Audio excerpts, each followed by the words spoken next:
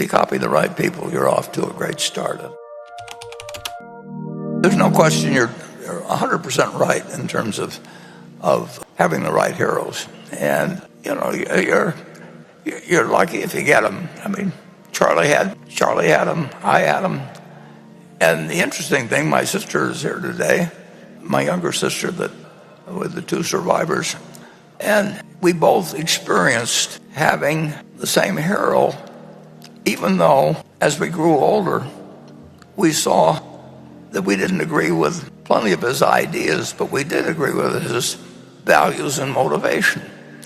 And that's a better lesson than having somebody that's reading to you from a catechism that has got a lot of rules in it, which are pretty good rules, but there's a special place for somebody that is going to continue loving you, even if you break some of the rules. And that's what Charlie had in his life, was what Bernie and I had in our life. I'll give you a specific example with me. When I ran away from home and we hitchhiked up to Hershey, Pennsylvania, and got picked up by the state police and everything, and I talked these other two guys into it. And we lied like crazy to the state police, you know, saying we had our parents' permission. We decided that two things, you know.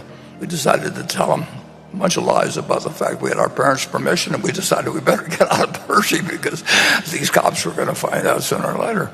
And so anyway, we ended up back in Washington after a couple of days.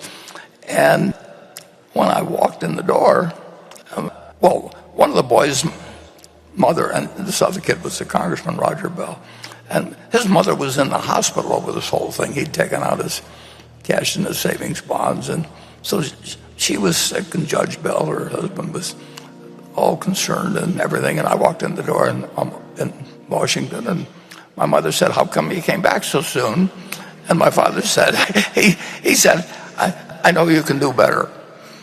I just paid more attention to my father than my mother. And so you want to have the right heroes, and you don't have to have them.